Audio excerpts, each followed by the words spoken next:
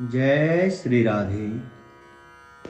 श्रीमद् भागवत महापुराण के महात्म्य के पंचम अध्याय के आज हम 21, 22, 23 एवं 24वें श्लोक पर चर्चा कर रहे हैं।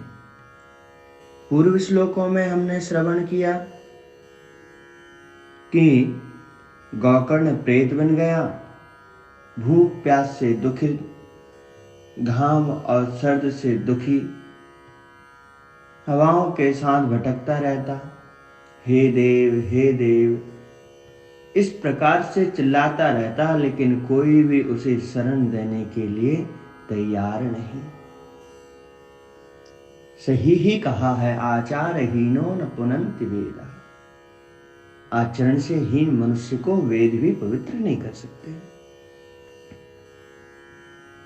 गोकर्ण ने अनाथ जानकर उसके निमित्त श्राद्ध भी किए। जहां जिस तीर्थ में जाएं वहीं पर श्राद्ध करें। और जब भ्रमण करते हुए अपने गांव में आए, अपने आंगन में सो गए। और अर्धरात्रि में क्या हुआ? तत्र सुप्तं सविज्ञाय धुन्धुकारी स्वबान्धवम् निशीथे दर्शयामास महारौद्रतरं वपुः। धुन्धुकारी स्वबान्धवम, धुन्धुकारी ने अपने भाई गोकर्ण को तत्र सुप्तम विज्ञाय, वहां सोता हुआ जानकर, महारौद्र तरम बपुः निशीथे दर्शयामास, बड़ा भयंकर उसने अपना शरीर बनाया और गोकर्ण को दिखाया रात्रि में। कैसा कैसा रूप बनाया? सकृन्मे सह सकृद्धस्ते सकृच्चा महिषो भवत् सकृदिन्द्रा सकृच्चाग्निः पुनश्चा पुरुषो भवत्। सकृत में सह, कभी वह भेड़ बन जाए, बकरी बन जाए, और कभी अचानक हाथी बन जाए। मानो गोकर्ण को लगे कि उनकी तरफ कोई हाथी दौड़ता हुआ आ रहा है। सकृच्च महिषो अभवत, और कभी कभी भैंसों का रूप लेकर और गोकर्ण की ओर दौड़े। कभी सकृत इंद्र बन जाए, और कभी गोकर्ण को ऐसा आभास हो जैसे सकृत चाग्नि, चारों तरफ अग्नि जल गई हो। और पुनश्च पुरुषो अभवत्, फिर मानव के रूप में आ जाए। वैपरीत्यमिदं दृष्ट्वा गोकर्णो धैर्य संयुतः अयं दुर्गतिकः कोऽपि निश्चित्याथ तमब्रवीत् इति इदं, यह वैपरीत्यं दृष्ट्वा, यह जो विपरीतता धैर्य संयुतः गोकर्णः दृष्ट्वा, धैर्य से संयुत गोकर्ण जी ने देखी, देखकर। धैर्य संयुत यहां इसलिए कहा कि यदि मानो कोई धैर्य संयत ना होता तो हाथी को अपनी ओर दौड़ता हुआ आता देखकर उसके तो प्राण ही निकल जाते।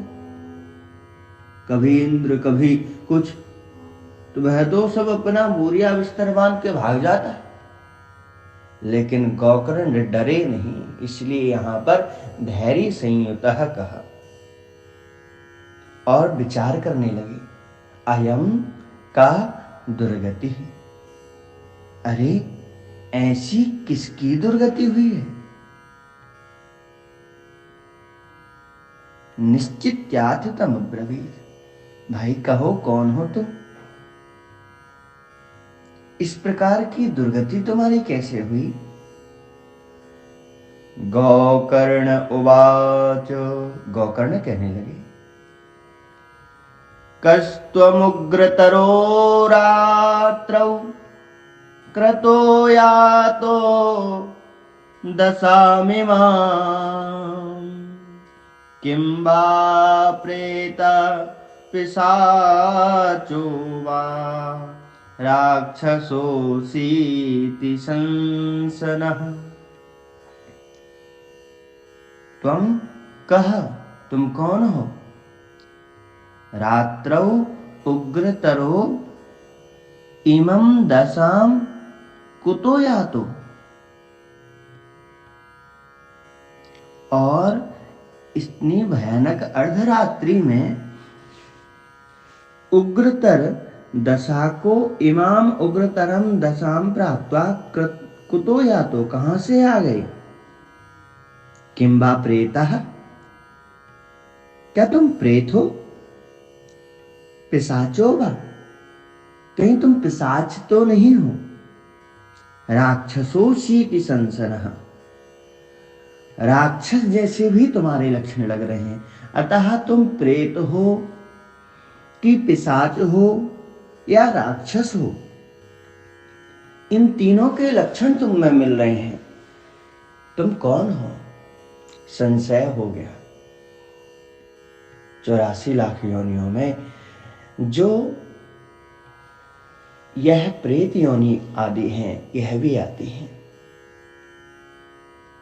तो प्रेत योनि, भूत योनि, पिशाच योनि, राक्षस योनि, ये सब के सब पतन योनियां हैं, निकृष्ट योनियां हैं, जिसमें बड़ी ही पीड़ा होती है।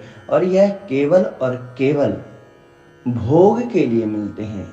अर्थात जो दुख, जो कुकर्म करते हैं, उनका प्रतिफल रूपी जो पीड़ा होती है, उसके लिए यह योनियां मिलती हैं। तो सबके कुकर्मों के अनुसार अलग अलग योनियां होती हैं। इसलिए श्री गोकर्ण जी महाराज यहाँ पर सशंकित हो गए कि यह प्रेत है, पिशाच है अथवा राक्षस है। अच्छा, इन तीनों में भी अंतर है। प्रेत कौन है, पिशाच कौन है और राक्षस कौन है? यहां पर धुंधुकारी प्रेत है। पिशाच वह है जो किसी को पीड़ा देने में सुख माने। पिशाच लोगों का रुधिर पिए। और राक्षस, गोस्वामी तुलसीदास जी महाराज ने तो मानव में ही राक्षसों की गिनती की है कि कहीं अलग से नहीं होते। साधु सन मानहि मात पिता नहीं देवा, और साधुन सन करवावहि सेवा, जिनके यह आचरण भवानी, ते निश्चल जानव सब प्राणी। इस प्रकार से राक्षसों का वर्णन किया है। तो यहाँ पे प्रेत, पिशाच और राक्षस तीनों के लक्षण जब गोकर्ण ने उस प्रेत में देखे तो सशंकित होकर पूछने लगे कि तुम प्रेत हो, पिशाच हो अथवा राक्षस हो, मुझे बताओ। प्रेत ने क्या कहा, वह हम अग्रिम श्लोकों में श्रवण करेंगे। जय श्री राधे।